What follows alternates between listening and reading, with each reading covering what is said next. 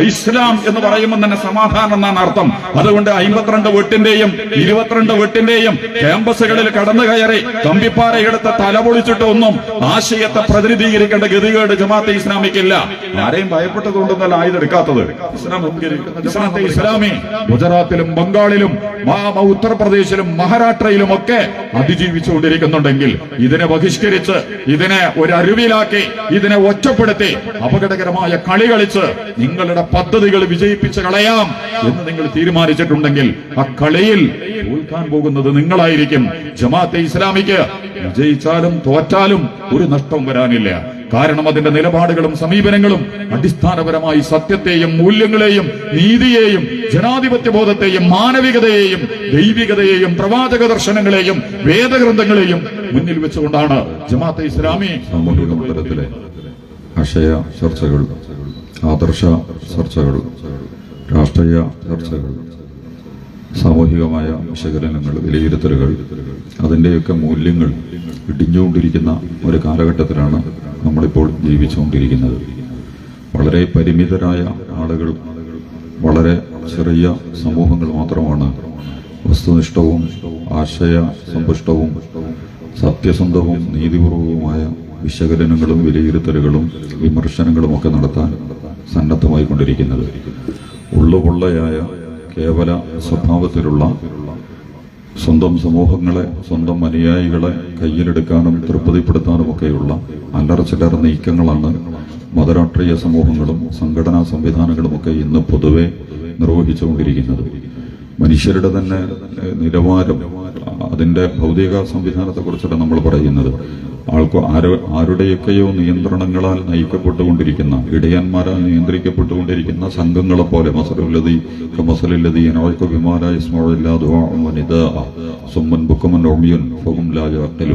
എന്ന് വിശുദ്ധ ഖുർആൻ ഒരു ഭാഗത്ത് സൂചിപ്പിക്കുന്നുണ്ട്. ആട്ടിടയനാൽ തെളിക്കപ്പെട്ടുകൊണ്ടിരിക്കുന്ന ആട്ടിൻകൂട്ടത്തെ പോലെ ഫാസിസം അങ്ങനെയാണ്, സിയോണിസം അങ്ങനെയാണ്, ക്യാപിറ്റലിസം അങ്ങനെയാണ്, കമ്മ്യൂണിസവും ആ പരമ്പരയിലേക്ക് കാലെടുത്ത് വെച്ച് കഴിഞ്ഞിരിക്കുന്നു എന്നുള്ളതാണ് നമ്മളിപ്പോൾ കണ്ടുകൊണ്ടിരിക്കുന്ന കാഴ്ച.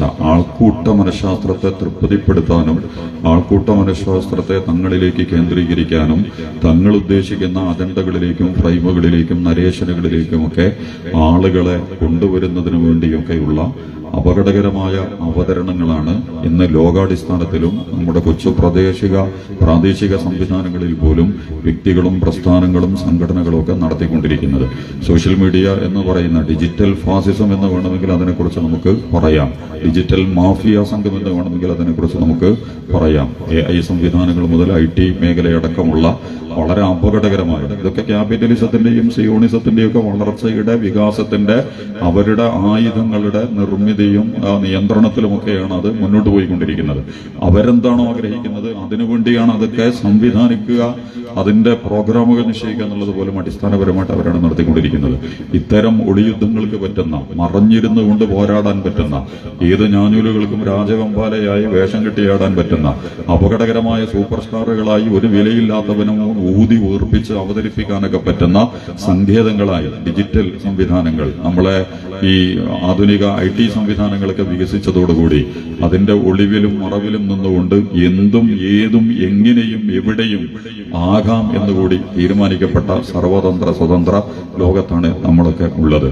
ഇവിടെ സത്യസന്ധത, നീതി, വിശുദ്ധി, മൂല്യങ്ങൾ, ധാർമ്മികത, സാഹോദര്യബോധം, സാമാന്യബോധം, ഇതിനൊന്നും ഒരു വിലയുമില്ല എന്നാണ് നമ്മൾ തിരിച്ചറിയേണ്ടത്.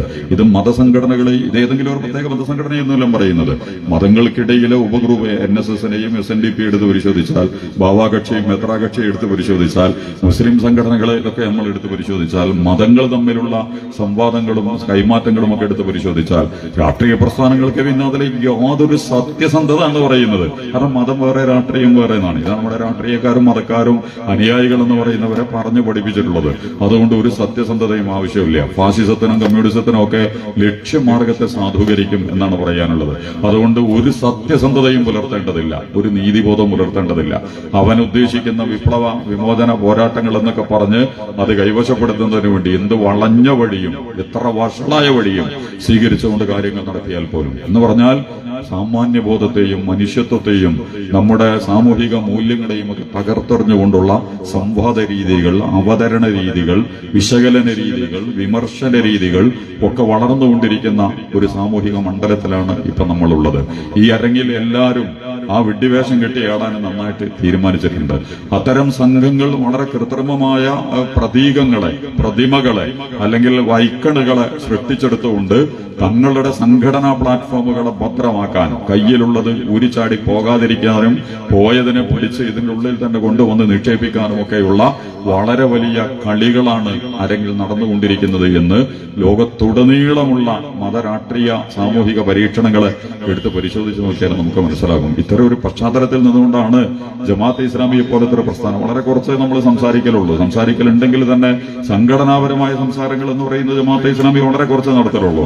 പൊതുസമൂഹവുമായി ബന്ധപ്പെട്ട, മുസ്ലിം ഉമ്മത്തുമായി ബന്ധപ്പെട്ട, അതുപോലെ തന്നെ നമ്മുടെ സാമ്പത്തിക സാംസ്കാരിക സംവിധാനങ്ങളും രാഷ്ട്രീയ വിഷയങ്ങളുമായിട്ടൊക്കെ ബന്ധപ്പെട്ട എല്ലാവരെയും ബാധിക്കുന്ന വിഷയങ്ങളെ കുറിച്ചാണ് പൊതുവെ ജമാഅത്തെ ഇസ്ലാമി 90% സംസാരിക്കാറുള്ളൂ. വളരെ അപൂർവ സന്ദർഭങ്ങളിൽ മാത്രമാണ് സംഘടനാപരമായ അവതരണങ്ങൾ എന്ന് പറയുന്നത് ജമാഅത്തെ ഇസ്ലാമി നിർവഹിക്കാറുള്ളത്. അപ്പൊ ഇങ്ങനത്തെ ഒരു സന്ദർഭത്തിൽ ജമാഅത്തെ ഇസ്ലാമിക്ക് പറയാനുള്ളത്, ഇതിൽ പോലും എനിക്ക് തോന്നുന്നു ജമാഅത്തെ ഇസ്ലാമിയുടെ സംഘടനാപരമായ അതിജീവനത്തെക്കാൾ, ജമാഅത്തെ ഇസ്ലാമിയുടെ അതിജീവനം എന്ന് പറയുന്നത് ആരുടെ തണലിലും ആരുടെ നിഴലിലും ആരുടെ ചെലവിലും നടന്നിട്ടുള്ള ഒരു പരിപാടിയല്ല. ഇനിയും അതങ്ങനെയാകാൻ ഒരു സാധ്യതയുമില്ല. ഒന്നിന്റെയും വാലിലും തലയിലും കെട്ടിത്തൂങ്ങി അതിന്റെ നിഴലിൽ നിന്ന് അവരുടെ കുട ചൂടി, അല്ലെങ്കിൽ നമ്മളുടെ കയ്യിൽ കുടയില്ലാത്തത് കൊണ്ട് മഴ പെയ്യുമ്പോൾ ഇവരുടെ കുട വേണം, വെയിലറിക്കുമ്പോൾ മറ്റുള്ളവരുടെ കുട വേണം, മഞ്ഞുകാലത്ത് അവന്റെ ബനിയൻ കടം വാങ്ങിയിടണം. ഇങ്ങനെയൊക്കെയാണ് മതരാഷ്ട്രീയ സാമൂഹിക സംഘടനകളൊക്കെ മുന്നോട്ട് പോയിക്കൊണ്ടിരിക്കുന്നത്. എല്ലാ സമയത്തും ഉപയോഗിക്കാൻ പറ്റുന്ന സാധനങ്ങൾ മിക്ക സംഘടനകളുടെയും കയ്യിൽ കുറവാണ്. രാഷ്ട്രീയ പ്രശ്നത്തിൽ ഒരു കുട വേറെ എടുക്കണം, മതപ്രശ്നത്തിൽ വേറെ കുട എടുക്കണം, സാംസ്കാരിക പ്രശ്നത്തിൽ വേറെ ആളുകളുടെ കുട വേണം, സാമ്പത്തിക പ്രശ്നങ്ങളിൽ വേറെ കുട വേണം. കലയും സാഹിത്യവും വിദ്യാഭ്യാസമൊക്കെ വരുമ്പോൾ മാറി മാറി കുട പിടിക്കേണ്ട ഗതികേടിലാണ് ധാരാളം സംഘടനകളും സംവിധാനങ്ങളും ഒക്കെ മുന്നോട്ട് പോയിക്കൊണ്ടിരിക്കുന്നത്. ജമാഅത്തെ ഇസ്ലാമിക്ക് ആ പ്രശ്നമില്ല. മഴക്കാലത്തും അപ്പോഴാണല്ലോ മറ്റൊന്നിനെ അവലംബിക്കേണ്ടി വരിക. നമുക്ക് പ്രശ്നം വരുമ്പോൾ അവന്റെ കുട പിടിക്കണം. കാരണം വെയിലത്ത് ചൂടാനുള്ള കുടയെ നമ്മുടെ കയ്യിലുള്ളൂ, മഴയത്ത് ചൂടാനുള്ള കുട നമ്മുടെ കയ്യിലില്ല, വിദ്യാഭ്യാസത്തിന്റെ കുടയെ നമ്മുടെ കയ്യിലുള്ളൂ, സാംസ്കാരികമായ കുടകളൊന്നും നമ്മുടെ കയ്യിലില്ല എന്ന് നമ്മൾ വിചാരിച്ചിട്ട് നമ്മളിൽ ഇല്ലാത്തത് കൊണ്ട്, നമുക്ക് പൂർണ്ണമല്ലാത്തത് കൊണ്ട് മറ്റുള്ളതിനെ അവലംബിക്കേണ്ട ഗതികേടുണ്ടാകും. ആ ഒരു ഗതികേട് മതപ്രസ്ഥാനങ്ങളും രാഷ്ട്രീയ പ്രസ്ഥാനങ്ങളും ഒക്കെ അനുഭവിച്ചുകൊണ്ടിരിക്കുന്നുണ്ട്. അപ്പോഴാണ് ഒരുത്തന്റെ നിഴലിൽ നിൽക്കേണ്ടി വരിക, ഒരുത്തന്റെ അമ്മിയിൽ കൊണ്ടുപോയി വാല് വെച്ച് കൊടുക്കേണ്ടി വരിക, ഒരുത്തൻ പറയുന്നിടത്തേക്ക് വിധേയപ്പെടേണ്ടി വരിക എന്നൊക്കെ പറയുന്ന അപകടകരമായ, അത് അന്താരാഷ്ട്ര തലത്തിലും പ്രാദേശിക തലത്തിലും ഇപ്പൊ നമ്മുടെ നരേന്ദ്രമോദി വിധേയനായിട്ട് നിൽക്കുകയാണ്. ട്രംപ് എന്ന് പറയുന്ന പരിഹാസം ഈ രാജ്യത്തും ലോകത്തും നടന്നുകൊണ്ടിരിക്കുന്ന ഇന്ത്യയോട് കാണിച്ച അപമാനത്തെ ഒന്ന് എഴുന്നേറ്റ് നിന്നിട്ട് രണ്ട് വർത്തമാനം പറയാൻ പറ്റണ്ടേ? ഇന്ത്യയുടെ പ്രധാനമന്ത്രിക്ക് ഒരു വർത്തമാനം അദ്ദേഹം പറഞ്ഞിട്ടില്ല. ഉത്തരവാദിത്തപ്പെട്ട ഒരുത്തന്മാരും പറഞ്ഞിട്ടില്ല. കാരണം പരമവിധേയന്മാരായി അവരതിന്റെ കീഴിൽ നിൽക്കുകയാണ്. ഈ വിധേയത്വ മനോഭാവം എന്ന് പറയുന്നത് അന്താരാഷ്ട്ര തലം മുതൽ പ്രാദേശിക തലത്തിലടക്കം മതപ്രസ്ഥാനങ്ങളും രാഷ്ട്രീയ പ്രസ്ഥാനങ്ങളും ഒക്കെ അഭിമുഖീകരിച്ചുകൊണ്ടിരിക്കുന്നുണ്ട്. ജമാഅത്തെ ഇസ്ലാമിക്ക് ആ പ്രശ്നമില്ല. അതാണ് ഞാൻ നിങ്ങളോട് സൂചിപ്പിക്കുന്നത്.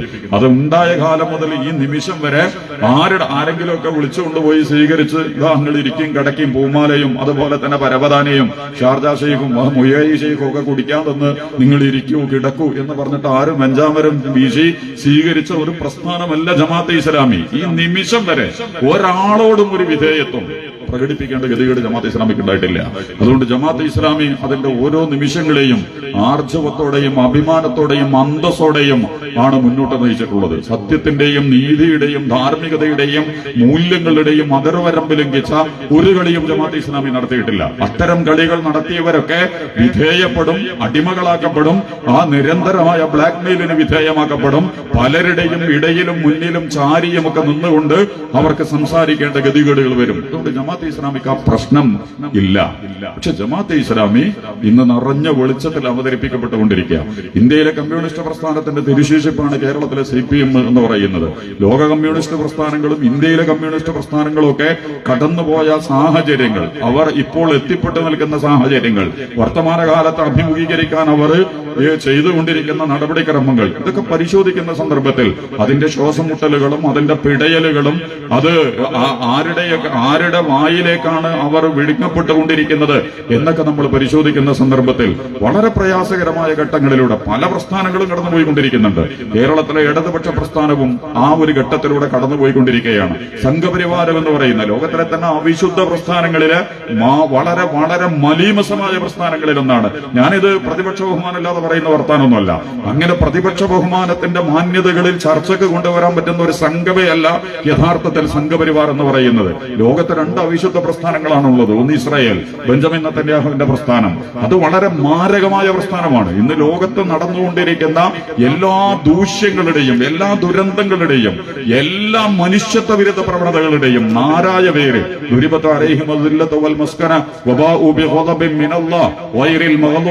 എന്നൊക്കെ ഖുർആൻ പറഞ്ഞിട്ടുള്ള ആ സംഘമാണ് യഹൂദൻ എന്ന് പറയുന്നത്.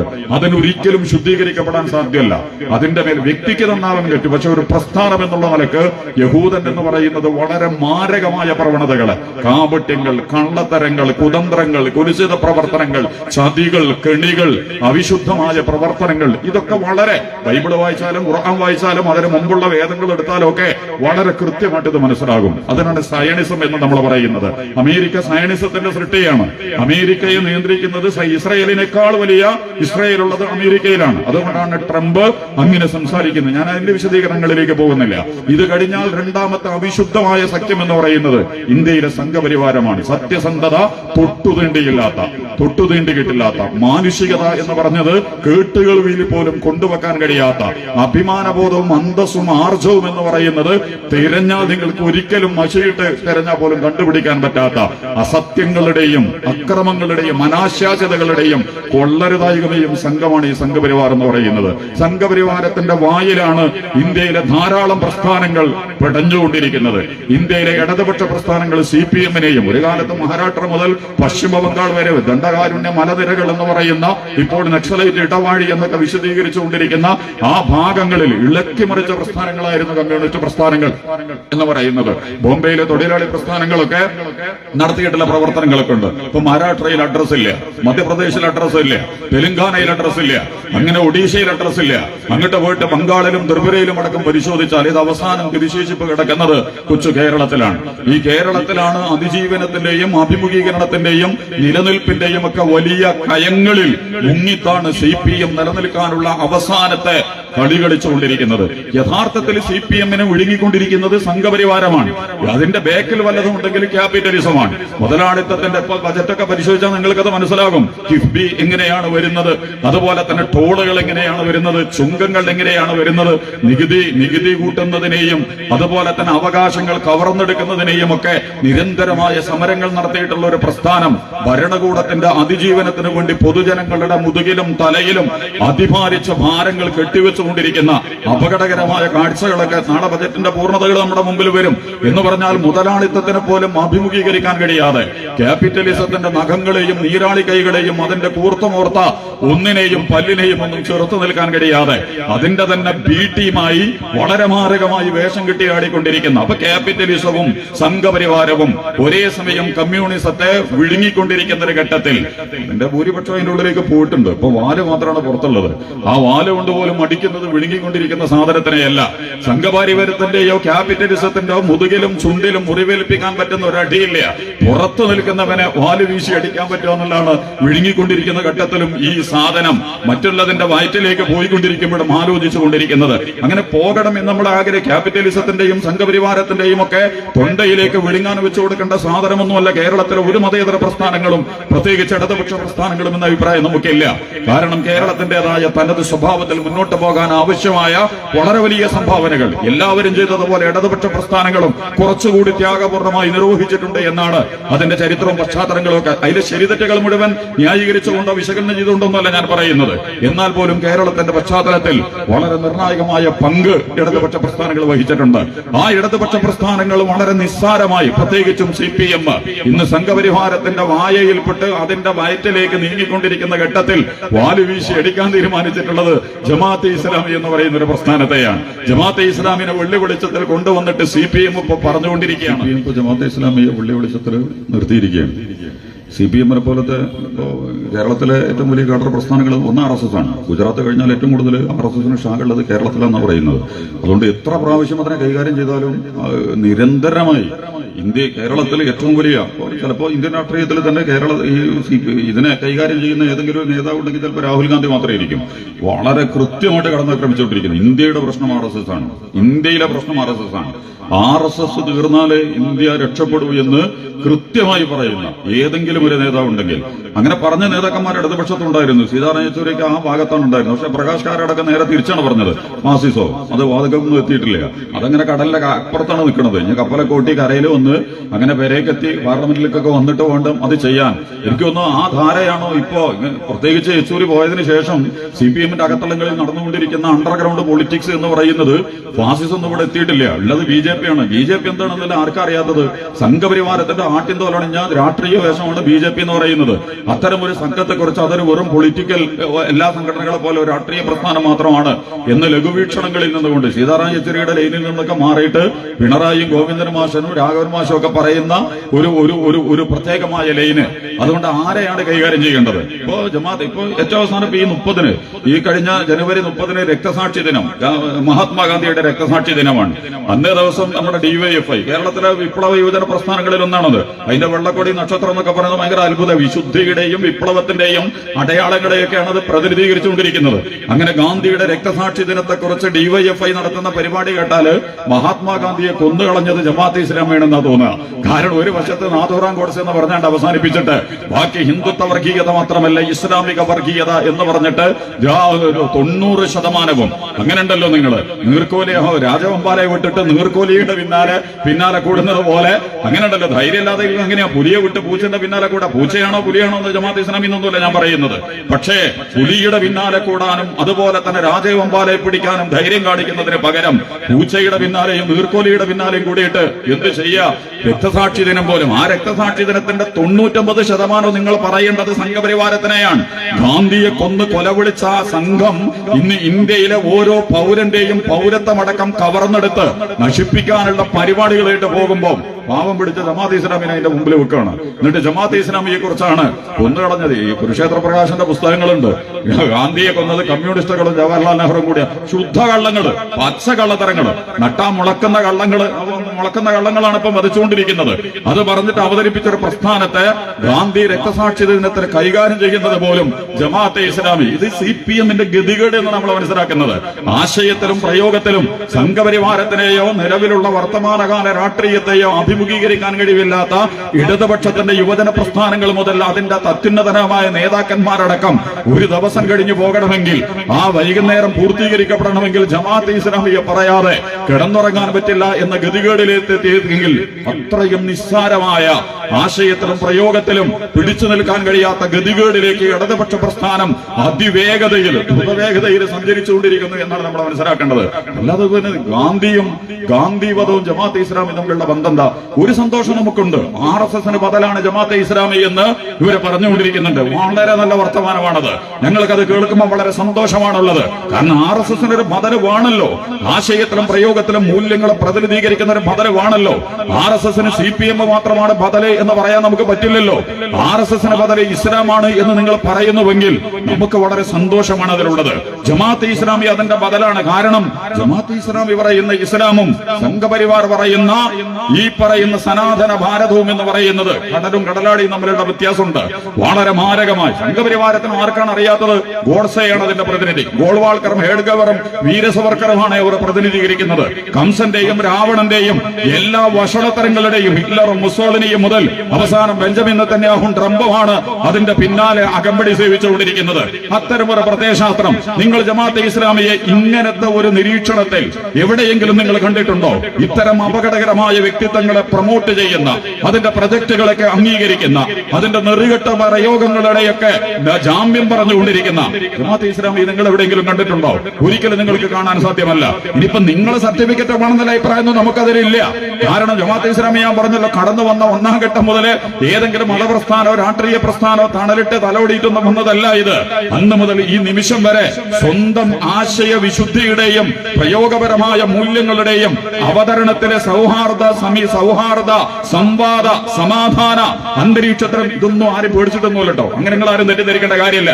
ജമാഅത്തെ ഇസ്ലാമി ഇസ്ലാമിന്റെ ഉള്ളടക്കത്തിലാണ് വിഷയങ്ങളെ സമീപിക്കുന്നത്. അതിൽ സംവാദത്തിന് പ്രത്യേകതകളുണ്ട്, സാഹോദര്യത്തിന് വലിയ അർത്ഥതലങ്ങളുണ്ട്. അതുപോലെ തന്നെ സമാധാനപരമായ അന്തരീക്ഷത്തെ അസ്സലാമു അലൈക്കും ഇസ്ലാം എന്ന് പറയുമ്പോൾ തന്നെ സമാധാനം എന്നാണ് അർത്ഥം. അതുകൊണ്ട് 52 വീട്ടിന്റെയും 22 വീട്ടിന്റെയും ക്യാമ്പസുകളിൽ കടന്നു കയറി കമ്പിപ്പാറയെടുത്ത് തലപൊളിച്ചിട്ട് ഒന്നും ആശയത്തെ പ്രതിനിധീകരിക്കേണ്ട ഗതികേട് ജമാഅത്തെ ഇസ്ലാമിക്കില്ല. ആരെയും ഭയപ്പെട്ടതുകൊണ്ടൊന്നല്ല ആയുധെടുക്കാത്തത്, ഇസ്ലാം സമ്മതിക്കാത്തതുകൊണ്ടാണ്. ഭരണകൂടങ്ങളാണ് ആയുധപരമായ പ്രയോഗങ്ങൾ. അതിന്റെ വിശദീകരണത്തിലേക്ക് ഞാൻ കടന്നു പോണില്ല. വ്യക്തികളോ ഗാംഗുകളോ ഗ്രൂപ്പുകളോ അതിജീവനത്തിന് വേണ്ടി ആയുധങ്ങൾ എടുത്തുകൊണ്ട് സംസാരിക്കുന്നതിനെ കുറിച്ച് അല്ലാതെ ജമാഅത്തെ ഇസ്ലാമിക്ക് എല്ലാരും കൂടി പേടിച്ചിട്ട് ഒരു സമാധാനത്തിന്റെ കുപ്പായിട്ട് നല്ല പിള്ളയായി ചമയാൻ വേണ്ടിയിട്ട് അങ്ങനെ എടുക്കാതിരുന്നൊന്നുമല്ല. ഈ ഖുർആൻ പറഞ്ഞിട്ടുണ്ടെങ്കിൽ ആര് പറഞ്ഞാലും ശരി ജമാഅത്തെ ഇസ്ലാമി എടുക്കും. ഖുർആൻ അത്തരമൊരു ഫോർമുല നമ്മുടെ മുമ്പിൽ വെച്ചിട്ടില്ല. അതുകൊണ്ട് കാരണം പ്രവാചകന്മാരുടെ ദർശനങ്ങൾ, അതിന്റെ അവതരണങ്ങൾ, അതിന്റെ പ്രയോഗങ്ങൾ എന്ന് പറയുന്നത് അടിസ്ഥാനപരമായി ഇസ്ലാമികപരമായിരുന്നു, സമാധാനപൂർണ്ണമായിരുന്നു. ഇവിടെ ജമാഅത്തെ ഇസ്ലാമിയുടെ ഭരണഘടന എടുത്ത് പരിശോധിച്ച് നോക്ക്, എത്രമാത്രം അതിന് ഇന്ത്യൻ സാമൂഹിക സാഹചര്യങ്ങളെ ഉൾക്കൊണ്ടുകൊണ്ടാണ് ജമാഅത്തെ ഇസ്ലാമി മുന്നോട്ട് പോവുക. ഈ രാജ്യത്തിന്റെ ഭരണഘടനാ താല്പര്യങ്ങൾക്ക് വിരുദ്ധം ഇത് പറഞ്ഞു കഴിഞ്ഞാൽ പിന്നെ ബാക്കി മുഴുവൻ CPM തങ്ങൾക്ക് തോന്നുന്നത് പോലെ വിളിച്ചു പോവുക എന്നുള്ളതല്ലാതെ ഞങ്ങൾക്ക് തോന്നിയതുപോലെ പ്രവർത്തിക്കും, ഞങ്ങൾ എന്തും പ്രവർത്തിക്കും, ഞങ്ങൾ എങ്ങനെയും പ്രവർത്തിക്കും, ഭരണഘടന ഞങ്ങൾക്ക് ബാധകമല്ല. നിങ്ങൾ ജമാഅത്തെ ഇസ്ലാമിയുടെ ഭരണഘടന വായിക്ക്, ഇന്ത്യൻ ജമാഅത്തെ ഇസ്ലാമിയുടെ ഭരണഘടന എടുത്തിട്ട് വായിക്ക്. പിന്നെ നിങ്ങൾ നിങ്ങളുടെ വക കെട്ടിപ്പറയുന്ന, അധികം പറയുന്ന, നിങ്ങൾ ആക്ഷേപിക്കുകയും ആരോപിക്കുകയൊക്കെ ചെയ്യുന്ന കുറെ വാദങ്ങളുണ്ട്. നമുക്ക് നല്ല ബോധ്യതകളുണ്ട്. അതിനറിയാതെ പറയുന്ന അബദ്ധങ്ങളാണ്. അതുപോലെ തന്നെ തെറ്റിദ്ധാരണ കൊണ്ട് പ്രചരണ പെട്ടുപോയത് കൊണ്ട് നിങ്ങൾ ഏറ്റെടുത്തതാണ് എന്ന ധാരണ നമുക്കില്ല. ഇത് വളരെ കൃത്യമായൊരു പ്രൊജക്ടാണ്. വളരെ ആസൂത്രിതമായി നിങ്ങൾ നടത്തിക്കൊണ്ടിരിക്കുന്ന നാട്ടുനാടകങ്ങളുടെ ഭാഗമാണ്. അതിജീവനത്തിനും അഭിമുഖീകരണത്തിനും വളരെ വലിയ പ്രതിസന്ധി അനുഭവിച്ചുകൊണ്ടിരിക്കുന്ന നിങ്ങൾ എന്തിനെങ്കിലേക്ക് ഒന്നിനെ കൊണ്ടുപോയിട്ട് മുന്നിൽ വെക്കണല്ലോ. ഇപ്പൊ ലോകാടിസ്ഥാനത്തിൽ തന്നെ എടുത്ത് പരിശോധിച്ചങ്ങൾക്ക് നമ്മളെ ട്രംപ് തെരഞ്ഞെടുപ്പിലേക്കുന്നത് എങ്ങനെയാ? ഒരു ഭാഗത്ത് ഇസ്ലാം ഭീകരത പറഞ്ഞിട്ടാണ്. ആകെ മൂപ്പർക്ക് പറയാനുള്ളത് ഇസ്ലാമിക ടെററിസത്തിനെ കുറിച്ചാണ്, ഇസ്ലാമിനെ കുറിച്ച് മാത്രമാണ് മൂപ്പർക്ക് പറയാനുള്ളത്, വേറൊന്നും പറയാനില്ല. അതിന്റെ വിശദാംശങ്ങളിലേക്ക് നമ്മൾ കടന്നു പോകണില്ല. ഇനി ഇപ്പുറത്തൊക്കെ നമ്മുടെ രാജ്യത്തിന്റെ തെരഞ്ഞെടുപ്പിലേക്ക് വന്നാലോ, ഇക്കഴിഞ്ഞ പാർലമെന്റ് ഇലക്ഷനിൽ നമ്മുടെ പ്രധാനമന്ത്രിയുടെ പ്രസംഗം എന്തായിരുന്നു? പ്രധാനമന്ത്രി എന്ന് പോലും നമുക്ക് പറയാൻ പറ്റില്ല. അത്രയും വഷളായ രീതിയിൽ വർഗീയവാദിയുടെ, സാമുദായികവാദിയുടെ, ജാതിവാദിയുടെ ഉള്ളിൽ വിഷം നിറഞ്ഞ് ദുർഗന്ധം വമിച്ച് പുറത്തു ചാടുന്ന ഒരു രാഷ്ട്രത്തിന്റെ പ്രധാനമന്ത്രി, രാജ്യത്തിന്റെ പ്രധാനമന്ത്രി എന്നൊക്കെ പറഞ്ഞ എന്തൊരു പദവിയാണത്! അത്യുജ്വലമായ ഒരു പദവിയാണല്ലോ അത്. അതിനെയൊക്കെ കൊണ്ടുപോയി കുടിച്ചു മൂടിയിട്ട് ഇങ്ങനെ പ്രസംഗിച്ചതാ. നിങ്ങൾ കേട്ടതാ, മഹാരാഷ്ട്രയിലും 160 സ്ഥലത്തിനാ പരക്കം പാഞ്ഞ് മത്സരിച്ച് പ്രസംഗിച്ചത്. എന്നിട്ട് പ്രസംഗിക്കുകയാണ് എന്ത്? കോൺഗ്രസ് എങ്ങാനും അധികാരത്തിൽ വന്നാൽ എന്താ നടക്കുക? ഇല്ല, നിങ്ങളുടെ ഹിന്ദു സ്ത്രീകളുടെ കെട്ടുതാലേക്ക് ഊരിയിട്ട് കോൺഗ്രസ് മുസ്ലിങ്ങൾക്ക് ഇട്ടുകൊടുക്കും. ഇയാൾ എന്താണ് ഈ പറയുന്നത്? സംഘപരിവാർ എന്താണ് ഈ രാജ്യത്തോട് പറയുന്നത്? എങ്ങനെയാണ് പറയുന്നത്? അഥവാ കോൺഗ്രസ് എങ്ങാനും ജയിച്ചാൽ ഇപ്പൊ മുഹമ്മദ് ഷമി മാത്രമേ ക്രിക്കറ്റ് ടീമിൽ ഒരു മുസ്ലിം ഉള്ളൂ. ഇന്ത്യൻ ക്രിക്കറ്റ് ടീം പാകിസ്ഥാൻ ടീമിനെ പോലെയായിട്ട് മാറും. വെറും മുസ്ലിമീങ്ങൾ മാത്രമുള്ള ടീം. മുസ്ലിങ്ങൾ ആരാ? മുസ്ലിങ്ങൾ എവിടെ നിന്ന് വന്നവരാ? എങ്ങനെ? ഇപ്പൊ ട്രംപ് പറയണ പോലെ ട്രംപ് വന്നവരെയൊക്കെ കയറ്റിയേക്കാൻ പോകും. മൂപ്പരന്നെ വന്ന ആളാണ്. വന്നവൻ വരുന്നവരെ തെറി പറയുന്ന ഇന്ത്യയിലെ സംഘപരിവാരത്തിന്റെ ചരിത്രം അങ്ങനെയൊക്കെ തന്നെയാണ് ഉള്ളത്. ആ വന്ന സംഘപരിവാരം ആര്യവംശ മേധാവിത്വത്തിന്റെ അടിത്തറകളിൽ നിന്ന് സ്വന്തം അസ്ഥിവാരത്തെ കെട്ടിപ്പൊക്കിയ ഒരു പ്രത്യയശാസ്ത്രം വളരെ മലീമസമായിട്ട് എന്നിട്ട് അയാൾ പ്രസംഗിക്കുകയാണ്. എന്ത്? മുസ്ലിങ്ങളാക്കിയ ഇന്ത്യൻ ക്രിക്കറ്റ് ടീം. ഇതൊക്കെ കേട്ടാല് വോട്ട് ചെയ്യാൻ പറ്റിയ ഒരു ടീമിനെ അവരുണ്ടാക്കി വെച്ചിട്ടുണ്ട്. ഇൻസ്റ്റാഗ്രാമും സോഷ്യൽ മീഡിയയും ഫോളോവേഴ്സും ഒക്കെ കൂടിയായിട്ട് നമ്മളുടെ ജിയോ സംവിധാനങ്ങളും അദാനിയും അംബാനിയും ഒക്കെ കൂടി ചേർന്ന ഒരു മുഷക്കൽ സംവിധാനങ്ങൾ ചേർന്ന് സ്വന്തം ജനവിഭാഗങ്ങളെ അടിമകളാക്കി മസ്തിഷ്ക പ്രക്ഷാളനം ചെയ്യാൻ പറ്റുന്ന, ഇതിന്റെ അപ്പുറത്തേക്ക് കുറച്ചും കൂടിയൊക്കെ പണ്ട് സ്വതന്ത്രമായിട്ട് CPM ഇപ്പൊ ആകെ എന്താണ് പറയാ, ദേശായിമാനെയും നമ്മൾ നേരത്തെ പറഞ്ഞ മറ്റേ പീപ്പിൾസ് TV മാത്രമായി. പീപ്പിൾസിന്റെ എന്താണ് എന്താണ് മലയാളം കേട്ടോ ജനം എന്ന് പറയുന്നത്. ജനം ടിവിയും പീപ്പിൾസ് ടിവിയും ഒരേ മോഡലിൽ കാര്യങ്ങൾ പറയാ പല വിഷയങ്ങളിലും. ഇതെന്തൊരു അങ്ങനെ ഉണ്ടല്ലോ ഒരു വല്ലാത്തൊരു സാമ്യം. ഒന്ന് ഇംഗ്ലീഷിലാ പേര് എന്നുള്ളൂ. ഇംഗ്ലീഷിൽ പേരിട്ടിട്ട് മലയാളത്തിൽ പേരിട്ട ഇന്ത്യയിലെ കേരളത്തിലെ ഏറ്റവും മലീമസമായ ചാനലിൽ വരുന്ന അതേ നിലവാരത്തിൽ അഭിപ്രായങ്ങൾ പറയുന്നിടത്തേക്ക് ഇത് മാത്രം വായിക്കുകയും കേൾക്കുകയൊക്കെ ചെയ്യുന്ന ഒരു ടീം എങ്ങനെയാണ് കാര്യങ്ങൾ കാണുക? എല്ലാ ഭാഗത്തേക്കും ഇറങ്ങി വരണ്ടേ? എല്ലാ കാര്യങ്ങളും ഞാൻ പറഞ്ഞത് നമ്മുടെ പ്രധാനമന്ത്രി അഭിമുഖീകരിച്ചത് മുസ്ലിം കേന്ദ്രീകൃതമായ ഇപ്പൊ നല്ല ഒരു കുറ്റകച്ചവടമാണ് ഇസ്ലാമിക് ഫോബിക് അന്തരീക്ഷം എന്ന് പറയുന്നത്. മുസ്ലിങ്ങളുടെ ചെലവിൽ എല്ലാ അന്താരാഷ്ട്ര പാശ്ചാത്യ ശക്തികൾ മുതൽ ഇന്ത്യയിലെ ഏറ്റവും അവസാന സമാധിയിൽ നിന്ന് എടുത്തുകൊണ്ടുവരാൻ തീരുമാനിച്ചവനും അതുപോലെ തന്നെ അയൽപക്കത്തെ വിദ്യാർത്ഥിയെ തോൽപ്പിക്കാൻ തീരുമാനിക്കുന്നവനും ഒക്കെ ഇസ്ലാമിക ഭീകരതയെക്കുറിച്ചും മുസ്ലിം തീവ്രവാദത്തെക്കുറിച്ചും പറഞ്ഞ് വളരെ സമർത്ഥമായി എന്ത് കാര്യങ്ങളും നേടിയെടുക്കാൻ പറ്റുന്ന ഒരു സാമൂഹിക സാഹചര്യം നമ്മുടെ പ്രധാനമന്ത്രി പറ്റിയ അതേ സൂത്രമാണ് കേരളത്തിലേക്ക് എത്തുമ്പോൾ CPM പയറ്റിക്കൊണ്ടിരിക്കുന്നത്. നമ്മുടെ ചേലക്കര തെരഞ്ഞെടുപ്പ് കഴിഞ്ഞു, പാലക്കാട് തെരഞ്ഞെടുപ്പ് കഴിഞ്ഞു, വയനാട് തെരഞ്ഞെടുപ്പ് കഴിഞ്ഞ് ഒരു തെരഞ്ഞെടുപ്പിന് CPM പോലത്തെ ഒരു പ്രസ്ഥാനം അവലോകനം ചെയ്ത രീതി എന്ന് പറയുന്നത് വളരെ സൂക്ഷ്മമായി മൈക്രോ ലെവലിൽ കാര്യങ്ങൾ പിടിക്കുന്ന പ്രസ്ഥാനമായിരുന്നു CPM എന്നൊക്കെയാണ്. എവിടെയാണ് പ്രശ്നം? ഏത് കാര്യം നീക്കിയപ്പോഴാണ് നമ്മൾ പെട്ടത്? എവിടെയാണ് നമ്മൾ കുഴിയിൽ ചാടിയത്? എവിടെയാണ് നമ്മൾ ഓവർടേക്ക് ചെയ്തത്? ഇതൊക്കെ നോക്കിയ ഒരു പ്രസ്ഥാനം വളരെ വളരെ സമർത്ഥമായിട്ട് അവസാനം പ്രസംഗിക്കുകയാണ്. പിണറായി അവിടെ വന്നിട്ട് പാലക്കാട് വന്നിട്ട് എന്താ പ്രസംഗിച്ചത്? വർഗീയവാദികളും സാമുദായികവാദികളുമാണ് രാഹുൽ മാങ്കൂട്ടത്തിന്റെ പിന്നിലുള്ളത്. രാഹുൽ മാങ്കൂട്ടത്തിന്റെ പിന്നിലുള്ളത് ഒരു ഇന്ത്യയിൽ ഒരു പൗരൻ എവിടെ വോട്ട് ചെയ്യണമെന്ന് ആരാ പറയേണ്ടത്? ആ പൗരനല്ലേ തീരുമാനിക്കേണ്ടത്. അല്ല CPM പറയുന്നിടത്ത് എല്ലാവരും വോട്ട് ചെയ്യണമെന്ന് CPM-മാർക്ക് പറയാം, CPM-ന്റെ പ്രവർത്തകന് പറയാം. അല്ലാതെ ഇവിടെയുള്ള കോൺഗ്രസ്സുകാരെ എവിടെ വോട്ട് ചെയ്യണമെന്ന് CPM പറയേണ്ടത്, ജമാഅത്ത് ഇസ്ലാമി എവിടെ വോട്ട് ചെയ്യണം എന്നുള്ളത് CPM പറയേണ്ടത്, ഇവിടെയുള്ള മുസ്ലിം ലീഗുകാരന് എവിടെ വോട്ട് കൊടുക്കേണ്ടതെന്നുള്ളത് CPM പറയേണ്ടത് എന്നതുപോലെ CPM ഒരു ആശയ തലത്തിൽ നമുക്ക് പറയാം. CPM എവിടെ വോട്ട് ചെയ്യണമെന്ന് ജമാഅത്ത് ഇസ്ലാമിയും അല്ലെങ്കിൽ കോൺഗ്രസും മുസ്ലിം ലീഗും അല്ലല്ലോ പറയേണ്ടത്.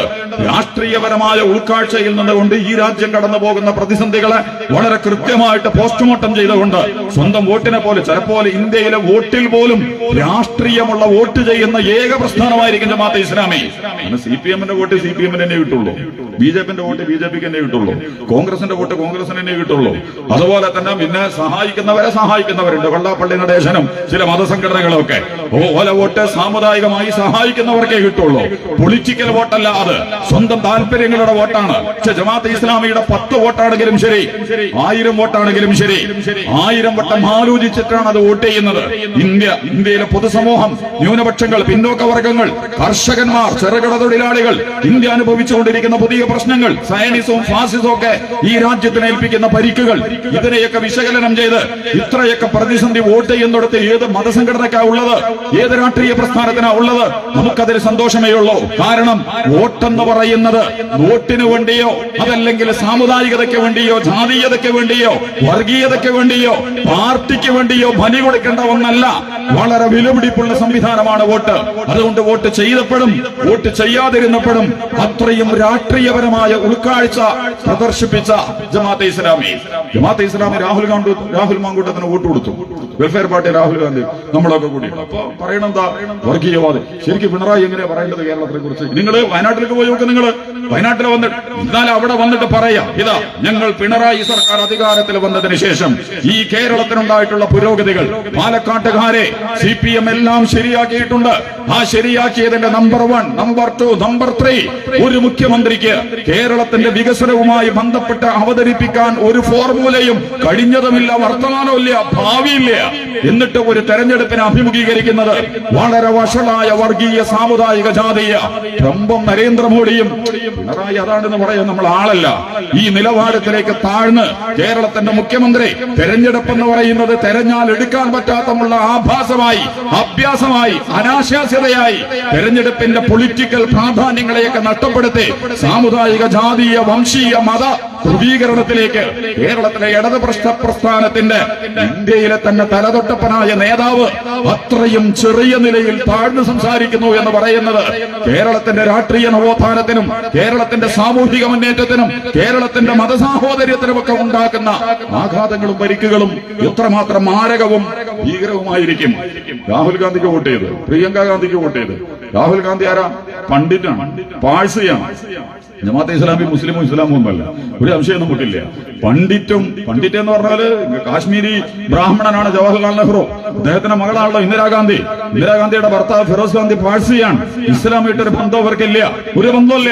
ആ രാഹുൽ ഗാന്ധിക്കും ആ പ്രിയങ്ക ഗാന്ധിക്കും ജമാഅത്തെ ഇസ്ലാമിയും മുസ്ലിം ലീഗും ഒക്കെ വോട്ട് ചെയ്തപ്പോ ഇവർ പറയാണ്, ഇന്ത്യയുടെ ഈ കേരളത്തിലെ മുഖ്യമന്ത്രിയും അതിന്റെ പാർട്ടി സെക്രട്ടറിയും അതുപോലെ തന്നെ സമന്നതരായ നേതാക്കന്മാരും വർഗീയ സാമുദായിക ജാതീയ ഭീകരവാദികളുടെ വോട്ട് കൊണ്ടാണ് ആര് ജയിച്ചത്? രാഹുൽ ഗാന്ധി ജയിച്ചത്. യഥാർത്ഥത്തിൽ അന്തസ്സുള്ളൊരു മുഖ്യമന്ത്രി, അന്തസ്സുള്ളൊരു പാർട്ടിയാണെങ്കിൽ എന്താണ് കേരളത്തിന്റെ ഇലക്ഷനെ കുറിച്ച് അവർ വിശകലനം ചെയ്യേണ്ടത്? ഇതാ സംഘപരിവാരമേ, നിങ്ങൾ കേരളത്തിൽ നോക്കൂ, ഏത് ഹിന്ദുവിനും വോട്ട് ചെയ്യുന്ന മുസ്ലിങ്ങൾ കേരളത്തിലുണ്ട്, ഏത് മുസ്ലിങ്ങൾക്കും വോട്ട് ചെയ്യാൻ പറ്റുന്ന ഹിന്ദുക്കളുണ്ട്, ക്രിസ്ത്യൻ. അതങ്ങനെ പറയാൻ പറ്റുമെന്നുള്ള വേറെ നോക്കേണ്ടതാ. എന്നാ പോലും ഉറപ്പിക്കാലോ, നിങ്ങൾ നോക്കൂ, ഞങ്ങളെ പാർട്ടി ജയിച്ചാലും തോറ്റാലും ശരി, രാഹുൽ മാങ്കൂട്ടത്തിന് വോട്ട് ചെയ്യുന്ന മുസ്ലിങ്ങൾ എവിടെയുണ്ട്? രാഹുൽ ഗാന്ധിക്ക് വോട്ട് ചെയ്യുന്ന മുസ്ലിങ്ങൾ എവിടെയുണ്ട്? പ്രിയങ്ക ഗാന്ധിക്ക് വോട്ട് ചെയ്യുന്ന മുസ്ലിങ്ങൾ എവിടെയുണ്ട്? അതുപോലെ തന്നെ ദലിതുകളുണ്ട്, പിന്നോക്ക വർഗങ്ങളുണ്ട്, അടിസ്ഥാന ന്യൂനപക്ഷ വിഭാഗങ്ങളുണ്ട്. അത്രയും കെൽപ്പുറ്റതാണ് കേരളത്തിന്റെ മതേതര ബോധം, അത്രയും കെൽപ്പുറ്റതാണ് കേരളത്തിന്റെ രാഷ്ട്രീയ ബോധം, അത്രയും മനോഹരമാണ് കേരളം എന്ന് പറയുന്നത്. ഇത് പറയുന്നതിന് പകരം തങ്ങൾക്ക് നഷ്ടപ്പെട്ടു എന്ന് കണ്ടപ്പോ വലിയ ഒരു ഇലക്ഷനെ പോലും കൊണ്ടുപോയിട്ട് വളരെ വില കുറഞ്ഞ ആഭാസങ്ങളിലേക്കും അഭ്യാസങ്ങളിലേക്കും ചുരുക്കി വ്യാഖ്യാനിക്കുന്ന കേരളം. എനിക്കൊരു പ്രശ്നം എന്താണെന്ന് അറിയുന്നത്, ഞാനിത് ബാക്കി വശങ്ങളിലേക്ക് പോകണില്ലേ. നമ്മൾ നേരത്തെ പറഞ്ഞ പോലെ ജമാഅത്തെ ഇസ്ലാമി കഴിഞ്ഞ 10-15 കൊല്ലം CPM-ന് പിന്തുണ കൊടുത്തിട്ടുണ്ട്. പൊളിറ്റിക്കൽ പിന്തുണ, രാഷ്ട്രീയ പിന്തുണ, രാഷ്ട്രീയപരമായ കാര്യങ്ങൾ വിശകലനം ചെയ്തുകൊണ്ട് കൊടുത്തതാ. കൊടുക്കലും കൊടുക്കാതിരിക്കലും ഒക്കെ അങ്ങനെ തന്നെയാണ് തീരുമാനിക്കുന്നത്. അങ്ങനെ നമ്മൾ പിന്തുണ കൊടുത്തിരുന്നു. ആ കൊടുത്തിരുന്ന സംഭവത്തെ ഒക്കെ പാടെ നിഷേധിച്ചുകൊണ്ട് കള്ളത്തരം പറയുന്നത് നമ്മൾ എന്താ ചെയ്യുക? കാപട്യം കാണിക്കുക. അങ്ങനെ വല്ല സംഭവം ഇവിടെ ഉണ്ടായിട്ടുണ്ടോ? ഇനി അത് 2019 മുമ്പുള്ള ശേഷം 2019 UDF-ന് ഇന്ത്യ മുന്നണിക്ക് അനുകൂലമായി, ഇന്ത്യ മുന്നണിയിൽപ്പെട്ടാണ് CPM, ഇന്ത്യ മുന്നണിയിൽപ്പെട്ടതാണ് കോൺഗ്രസ്, ഇന്ത്യ മുന്നണിയിൽപ്പെട്ടതാണ് മുസ്ലിം ലീഗ്, ഇന്ത്യ മുന്നണിയിൽപ്പെട്ടതാണ് DMK, ഇന്ത്യ മുന്നണിയിൽപ്പെട്ടതാണ് BSP, ഇന്ത്യ മുന്നണിയിൽപ്പെട്ടതാണ് BSP കുറച്ച് മാറി നിന്നിട്ടുണ്ട്. എല്ലാ പ്രസ്ഥാനങ്ങളും ജമാഅത്തെ ഇസ്ലാമി വോട്ട് ചെയ്യാൻ തീരുമാനിച്ചത് ഇന്ത്യ മുന്നണിക്കാണ്. അതിവിടത്തെ കോൺഗ്രസ് UDF ആയി മാറി എന്നുള്ളത് കൊണ്ട് UDF-ന് വോട്ട് കൊടുത്തപ്പോ അപ്പം മുതൽ തുടങ്ങി ജമാഅത്തെ ഇസ്ലാമി ഭയങ്കര പ്രശ്നമാണ്. ഇവരാണ് ഇവിടെ ഒരു കണക്കിന് നിങ്ങളുടെ വിശകലനങ്ങളൊക്കെ അത്രമാത്രം കരുത്തിട്ടതാണ് ജമാഅത്തെ ഇസ്ലാമി എങ്കിൽ നമുക്ക് ഭയങ്കര സന്തോഷമാണ്. ജമാഅത്തെ ഇസ്ലാമി ന്യൂനപക്ഷ വോട്ടുകൾ തകർക്കുന്നു, നരേഷനുകൾ സൃഷ്ടിക്കുന്നു. ഇപ്പം പുതിയതൊക്കെ വേറെ വന്നുകൊണ്ടിരിക്കുന്നുണ്ട്. അതിലേക്കൊന്നും ഇപ്പൊ നമ്മൾ ചർച്ച കൊണ്ടുപോകാതിരിക്കാം. കുഞ്ഞാലിക്കുട്ടി മുഖ്യമന്ത്രിയാവും, അതുപോലെ തന്നെ ഇനി വരാനിരിക്കുന്ന അങ്ങനെയൊക്കെ ഉണ്ടല്ലോ. കുഞ്ഞാലിക്കുട്ടി മുഖ്യമന്ത്രി ആയാലെന്താ CPM പറയേണ്ടത്? കുഞ്ഞാലിക്കുട്ടിക്കാവാം, കുഞ്ഞാലിക്കുട്ടിക്കുമാവാം. ഇതാണ് CPM പറയേണ്ടത്. കുഞ്ഞാലിക്കുട്ടിക്കാവാൻ പാടില്ല എന്ന് പറയുന്നുണ്ടെങ്കിൽ അത് സുരേന്ദ്രന്റെ ഭാഷയാണ്, കുമ്മനം രാജശേഖരന്റെ ഭാഷയാണ്, സംഘപരിവാരത്തിന്റെ ഭാഷയാണ്. മുസ്ലിം ലീഗിന്റെ സമുന്നതനായ ഒരു നേതാവിന് കേരളത്തിലെ മുഖ്യമന്ത്രി ആയാൽ എന്താണ് പ്രശ്നം? എവിടെയാണ് പ്രശ്നം? അതന്നെയാണ് പ്രശ്നം. അപ്പോ ഇതും അവരുണ്ടാക്കുന്ന രേഷനാണ്. കാരണം ഇനിയുള്ള വോട്ട് BDJS വളരെ അപകടകരമായ ഇന്ത്യയിലെ എന്താണ് പറയാ, കേരളത്തിലെ SNDP പ്രസ്ഥാനത്തെ അകത്തുനിന്ന് തുരന്നെടുത്ത് സംഘപരിവാരത്തിന്റെ പാളയത്തിലേക്ക് കൊണ്ടുപോയ വെള്ളാപ്പള്ളി നടേശന്റെ ആ പ്രസ്ഥാനം ഉണ്ടല്ലോ, BDJS. ആ BDJS ഇനി അടുത്ത തെരഞ്ഞെടുപ്പിൽ മിക്കവാറും LDF-ന്റെ കൂടെ കൂടും. അതും ഡീലാണോ എന്നുള്ളത് മാത്രമേ നമ്മൾ നോക്കേണ്ടുള്ളൂ. അടുത്ത തെരഞ്ഞെടുപ്പിൽ പുറത്താണ് ഉണ്ടാവുക. ആ തെരഞ്ഞെടുപ്പിൽ അങ്ങനെ എന്ത് ചെയ്യാം? 40-45% വരുന്ന വോട്ടുകൾ, മണ്ഡലങ്ങൾ വളരെ കൃത്യമായിട്ട് നമ്മൾ പറയുന്ന ആശയ രാഷ്ട്രീയ പൊളിറ്റിക്സ് ഒന്നുമല്ല CPM-ഉം ഭൂരിപക്ഷ രാഷ്ട്രീയ പ്രസ്ഥാനങ്ങളും ഇവിടെ നടത്തിയിട്ടുള്ളത്. EVM മെഷീൻ മുതൽ അവിടെ നോക്കിയാൽ അത് നമ്മൾ കാണാമല്ലോ. അല്ലാതെ BJP എന്ന് പറയുന്ന പ്രസ്ഥാനം എന്താണ്, ലോകാ സമസ്ത സുഖിനോ ഭവന്തോ വസുദൈവ കുടുംബകം സത്യമേവ ജയതേ, ഇതൊന്നും വിളിച്ചിട്ടൊന്നുമല്ലോ ഉണ്ടാക്കിയിട്ടുള്ളത്. നശിപ്പിച്ച് തട്ടിപ്പ് നടത്തി, വെട്ടിപ്പ് നടത്തി, എല്ലാ ചതിക്കടികളും ഉപയോഗിച്ച് അതേപോലെ മണ്ഡലങ്ങൾ വാർഡ് വിഭജിക്കുന്നിടത്തടക്കം പൊളിറ്റിക്കൽ വിഭജനം അല്ലല്ലോ, അവനാന്റെ പാർട്ടി ജയിക്കാൻ പറ്റുന്ന രീതിയിൽ വാർഡുകളെ വിഭജിക്കുക. എല്ലാ രാഷ്ട്രീയ പ്രസ്ഥാനങ്ങളും ഇതിന് സമാധാനം പറയേണ്ടതാ. ഇങ്ങനെയൊന്നുമല്ല രാഷ്ട്രീയം ഉണ്ടാക്കേണ്ടത്. രാഷ്ട്രീയം എന്ന് പറയുന്നത് അടിസ്ഥാന പോളിസികൾ, ഈ രാജ്യത്ത് നടക്കുന്ന നിയമനിർമ്മാണ പ്രക്രിയകൾ, അതിലുള്ള ബദൽഘടനകൾ, വ്യവസ്ഥതകളുടെ മാറ്റങ്ങൾ, ഞങ്ങൾ ഇന്നത് കൊണ്ട് ഇന്ന രീതിയിൽ വ്യത്യസ്തപ്പെട്ട് നിൽക്കുന്നു. അതൊന്നുമല്ല. കേരളത്തിലെ 80ഓളം മണ്ഡലങ്ങളെ 45-40 അനുപാതത്തിൽ CPM-നും അനുകൂലമാകുന്ന രീതിയിൽ മണ്ഡല വിഭജനങ്ങൾ പോലും കേരളത്തിൽ നടത്തിയിട്ടുണ്ട്. അതൊക്കെ നടത്തി കഴിഞ്ഞാൽ പിന്നെ കുറച്ച് ക്രിസ്ത്യൻ വോട്ടും ഹിന്ദു വോട്ടും ഇനി പേരിന് കുറച്ച് മുസ്ലിം വോട്ടും ഒക്കെ കിട്ടിയാൽ അധികാരം നിലനിർത്താൻ കഴിയുന്ന സമവാക്യങ്ങൾ രൂപപ്പെടുത്തിയെടുക്കാം. അതിനു വേണ്ടുന്ന അണ്ടർഗ്രൗണ്ട് പ്രൊജക്ടിന്റെ ഭാഗമായി ജമാഅത്തെ ഇസ്ലാമി എന്ന് പറയുന്ന ഒരു സംഘത്തെ മുന്നിൽ വെച്ചുകൊണ്ട് വർത്തമാനങ്ങൾ പറയുക, നിരന്തരമായിട്ട് അവതരിപ്പിച്ചുകൊണ്ടിരിക്കുക. 2019 മുമ്പ് ജമാഅത്തെ ഇസ്ലാമി ഇവിടുത്തെ CPM ഈ പ്രസംഗം കേൾക്കുന്നുണ്ടാവും. നിങ്ങളെ നേതാക്കന്മാരോടൊന്ന് ചോദിക്കണം, ജമാഅത്തെ ഇസ്ലാമി നമ്മളെ പിന്തുണച്ചിട്ടുണ്ടോ എപ്പോഴെങ്കിലും? നമ്മൾ ജമാഅത്തെ ഇസ്ലാമിയുടെ അടുത്തേക്ക് വോട്ടിന് പോയിട്ടുണ്ടോ? ജമാഅത്തെ ഇസ്ലാമി നമ്മളും തമ്മിൽ എന്തെങ്കിലും ബന്ധങ്ങൾ ഉണ്ടായിട്ടുണ്ടോ? നിങ്ങളെ നേതാക്കന്മാരോട് ചോദിക്കേ. അതിന് 2019 മുമ്പുള്ള ജമാഅത്തെ ഇസ്ലാമിയും 2019 ശേഷമുള്ള ജമാഅത്തെ ഇസ്ലാമിക്ക് മൗലികമായ എന്ത് മാറ്റമാണ് ഉണ്ടായത്? വളരെ പെട്ടെന്ന് ഇത് RSS പോലെയായി മാറുന്ന എന്ത് രാസത്വരകമാണ് അതിൽ പ്രവർത്തിച്ചിട്ടുള്ളത്? എന്തെങ്കിലും നിങ്ങളൊന്ന് എടുത്ത് പറയേ. ആകെ ഒന്നേ ഉണ്ടായിട്ടുള്ളൂ, എന്ത്? വോട്ട് UDF കൊടുക്കാൻ തീരുമാനിച്ചു. ഇത് മാത്രമാണ് പ്രശ്നം. 2019 ശേഷം ഇനി അതിൽ പോലും നിങ്ങളുണ്ട്. മുർഷിദാബാദിൽ വോട്ട് ചെയ്തു. ആർക്ക്? CPM സ്ഥാനാർത്ഥിക്ക്. തോറ്റിട്ടുണ്ട് അദ്ദേഹം. നമ്മൾ വോട്ട് ചെയ്യാത്തോണ്ടല്ല, CPM വോട്ടുകളൊക്കെ സംഘപരിവാർ വാങ്ങി പോയതുകൊണ്ട്, അതുകൊണ്ട് അവരെ തോറ്റു. പക്ഷെ അവിടെയും ജമാഅത്തെ ഇസ്ലാമി വോട്ട് ചെയ്തിട്ടുണ്ട്. അതും കൂടി നിങ്ങൾ ക്ലാസ് എടുക്കുമ്പോൾ പറയണ്ടേ, പിണറായി പറയണ്ടേ, മുർഷിദാബാദിൽ നമ്മുടെ സ്ഥാനാർത്ഥിക്ക് ഈ ഭീകരവാദികളായ ജമാഅത്തെ ഇസ്ലാമി വോട്ട് ചെയ്തിട്ടുണ്ട്, മതരാഷ്ട്രവാദികളായ ജമാഅത്തെ ഇസ്ലാമി വോട്ട് ചെയ്തിട്ടുണ്ട്. നമ്മള് ലളിതമായിട്ട് പറയലുണ്ട്, ഈ കഞ്ഞിയില് പഴയ കാലത്ത് ചോറ് വെക്കുമ്പോൾ 4 കറുത്ത വറ്റ് വെള്ള വറ്റൊക്കെ കിട്ടലുണ്ടല്ലോ എന്നതുപോലെ 530 പാർലമെന്റ് മണ്ഡലത്തില് 4 ചുവപ്പ് വറ്റാണുള്ളത്. ഡിണ്ടിഗല്, മധുര, അതുപോലെ തന്നെ രാജസ്ഥാനിലെ സിക്കർ, പിന്നെ കേരളത്തിൽ 4 MP-മാരാണ് CPM-നുള്ളത്. ആ 4 MP-മാരിൽ ഡിണ്ടിഗലിലും മധുരയിലും ജമാഅത്തെ ഇസ്ലാമി വോട്ട് ചെയ്തിട്ടുണ്ട്, വെൽഫെയർ പാർട്ടി വോട്ട് ചെയ്തിട്ടുണ്ട്. നിങ്ങൾ ഇവിടെ വെച്ചിട്ട് പറയണം. സിക്കറിൽ രാജസ്ഥാനിലെ MP-ക്ക് സീതാറാം യെച്ചൂരിയും അത് അനുസ്മരണ പരിപാടിയിൽ ജമാഅത്തെ ഇസ്ലാമിയുടെയും രാജസ്ഥാനിലെ CPM-ന്റെ നേതാക്കന്മാരുമൊക്കെ ഇതൊക്കെ സോഷ്യൽ മീഡിയയിൽ കിടക്കുന്നുണ്ട്, നിങ്ങൾക്കെടുത്ത് പരിശോധിക്കാം. പക്ഷെ നിരന്തരമായ ഇഷ്യൂകളെ മാറ്റിപ്പണിത് അപകടകരമായ തലങ്ങളിലേക്ക് ചർച്ചകളെ വഴിതെറ്റിച്ച് സ്വന്തം അണികളെയും പൊതുസമൂഹത്തിനെയും വഞ്ചിക്കാൻ പറ്റുന്ന എല്ലാ വിഭവങ്ങളും അടുക്കളയിൽ നിരന്തരമായി പാചകം ചെയ്ത് സംഘപരിവാരത്തിന്റെയും ക്യാപിറ്റലിസത്തിന്റെയും സയണിസത്തിന്റെയും അതേ രീതിശാസ്ത്രങ്ങൾ കേരളത്തിലെ CPM-ഉം നടത്തിക്കൊണ്ടിരിക്കുക. അല്ലെങ്കിൽ ഇതും കൂടി പറയണം, ഇവിടെ അങ്ങൊക്കെ വോട്ട് ചെയ്തില്ല, പക്ഷെ ജമാഅത്തെ ഇസ്ലാമി അവിടെയൊക്കെ വോട്ട് ചെയ്തിട്ടുണ്ട്, ജമാഅത്തെ ഇസ്ലാമി അവിടെയൊക്കെ വോട്ട് ചെയ്തിട്ടുണ്ട്. അതിനൊന്നും ഒരു പ്രശ്നമുണ്ട്. ഇനിയും ജമാഅത്തെ ഇസ്ലാമി വോട്ട് ചെയ്യും. ചോദിച്ചാലും ശരി, ചിലപ്പോൾ ചോദിച്ചാൽ ചെയ്തോളണമെന്നില്ല. നിങ്ങൾ ചോദിക്കാതിരുന്നതുകൊണ്ട് ചെയ്യാതിരുന്നു കൊള്ളണമെന്നില്ല. കാരണം ഞങ്ങളുടെ വോട്ടിന്റെ അടിസ്ഥാനം കേവലം സംസാരിക്കുകയൊക്കെ ചെയ്യും, ചർച്ചയൊക്കെ ചെയ്യും. പക്ഷെ വോട്ട് തീരുമാനിക്കുന്നത് മൊത്തം കേരളത്തിന്റെയും ഇന്ത്യയുടെയും രാഷ്ട്രീയപരമായ സാഹചര്യങ്ങളെ വിശകലനം ചെയ്തുകൊണ്ടാണ് ജമാഅത്തെ ഇസ്ലാമി അതിന്റെ വോട്ടുകളെ തീരുമാനിക്കാറുള്ളത്. ഇപ്പൊ CPM-ന് വോട്ട് ചെയ്തിട്ടുണ്ട്, ഇനിയും ചെയ്തുകൂടാ ഒന്നുമില്ല. പക്ഷെ CPM കടന്നിട്ട് ജമാഅത്തെ ഇസ്ലാമിയെ. പ്രശ്നം എന്താണെന്ന് വെച്ചാൽ സ്വന്തം അകത്തളങ്ങളിൽ വളരെ അപകടകരമായ രീതിശാസ്ത്രങ്ങളിലേക്ക് CPM അതിന്റെ ഒരു ഉദാഹരണം കൂടി മാത്രം പറഞ്ഞ് ഞാൻ അവസാനിപ്പിക്കുകയാണ്. എന്താണ് കേരളത്തിൽ ഇപ്പൊ സംഭവിച്ചുകൊണ്ടിരിക്കുന്നത്? സിയോണിസമാണ് ലോകത്തെ ഭരിച്ചുകൊണ്ടിരിക്കുന്നത്. ട്രംപ് എന്ന് പറഞ്ഞ സയനിസമാണ്, അതേപോലെ നരേന്ദ്രമോദി എന്ന് പറഞ്ഞ സംഘപരിവാരമാണ്. കേരളത്തെ ഭരിക്കുന്നത്, ഇന്ത്യ മൊത്തം ടോട്ടൽ നിയന്ത്രിച്ചുകൊണ്ടിരിക്കുന്ന സംഘപരിവാരമാണ്. കേരളത്തെ ഭരിച്ചുകൊണ്ടിരിക്കുന്നത് ആരാ? ഇപ്പൊ നമ്മൾ ഉറപ്പിച്ചു പറയുന്നു, നമ്മൾ പറഞ്ഞല്ല, രാജ പറഞ്ഞിട്ടുണ്ട്, അതുപോലെ തന്നെ ബിനോയ് വിശ്വം പറഞ്ഞിട്ടുണ്ട്. PV അൻവർ പൊട്ടിച്ച ഏറ്റവും അപകടകരമായ വെടി എന്തായിരുന്നു? കേരളത്തെ നിയന്ത്രിക്കുന്നത് സംഘപരിവാരമാണ്. ADGP അജിത് കുമാർ, പോലീസിന്റെ കേരള രാഷ്ട്രീയ അപകടകരമായ കളിയിൽ നിർണായകമായ പങ്കുവഹിക്കുന്നത് പോലീസ് സംവിധാനങ്ങളാണ്. പോലീസ് RSS-ന് വേണ്ടി വിടുവേല ചെയ്തുകൊണ്ടിരിക്കുന്നു. നല്ല പോലീസ് അംഗങ്ങളുണ്ട് കേരളത്തിൽ. ശ്രീവാസ്തവയിൽ നിന്ന് തുടങ്ങുന്ന ഒരു ചരിത്രമുണ്ട് കേരളത്തിന്. എനിക്ക് മുസ്ലിം ബോഡി വേണമെന്ന് പറഞ്ഞിട്ട് അദ്വാനി രഥയാത്ര ഉണ്ടല്ലോ, ആ രഥയാത്രയുടെ കൺവീനറായിരുന്നു ഇന്നത്തെ പ്രധാനമന്ത്രി നരേന്ദ്രമോദി. കേരളത്തിലെ ഒരു ഇളക്കവും ആ രഥയാത്ര സൃഷ്ടിക്കില്ല. ശിലാന്യാസ കാലത്ത് അയോധ്യയിലേക്ക് രഥയാത്ര നടത്തുമ്പോൾ കേരളം അങ്ങനത്തെ ഒരു സാമൂഹിക പരിസരത്തിൽ വഴങ്ങുന്നതല്ല. അതുകൊണ്ട് ഇയാളെ രഥയാത്ര നടത്തുന്നുണ്ടെന്ന് നാടറിയണമെങ്കിൽ എന്തെങ്കിലും ഒരു പൊല്ലാപ്പോട് ഉണ്ടാവണം. സംഘപരിവാർ പ്രമോട്ടഡ് അപകടകരമായ വർഗീയ കലാപങ്ങൾ നടക്കണം. ഇപ്പൊ വർഗീയ കലാപവും നടക്കണില്ല. അപ്പൊ പിന്നെ എന്താ ചെയ്യേണ്ടത്? അവിടെ പോയിട്ട് വെടിവെച്ചു. രഥയാത്ര തടയാൻ വേണ്ടിയിട്ട് എന്താ സിറാജുന്നീസ എന്ന് പറയുന്ന 8 വയസ്സുള്ള കുട്ടി, ഭീകരവാദി, തീവ്രവാദി, അതിമാരകമായ പ്രവണതകളുള്ള പെൺകുട്ടി. എന്നിട്ട് ശ്രീവാസ്തവ പറഞ്ഞു മുസ്ലിം ബോഡി വേണം ഇരിക്കുന്നത്. ആ മുസ്ലിം ബോഡി വേണം. സംഘപരിവാരത്തിലെ പോലീസിനെയും ഇതൊക്കെ രാജിവെച്ചിട്ട് എവിടെ റിട്ടയർഡ് പ്രായം കഴിഞ്ഞാൽ പിന്നെ പോലീസ് IG-മാര്, പോലീസ് DSP-മാര്, GDGP-മാര്, അതുപോലെ തന്നെ സുപ്രീം കോടതി ജഡ്ജിമാര്, ഹൈക്കോടതി ജഡ്ജിമാര്, ജില്ലാ മജിസ്ട്രേറ്റ് ഒക്കെ ഇവിടുക്കാ പോകുന്നത് നോക്കിയാൽ മതി.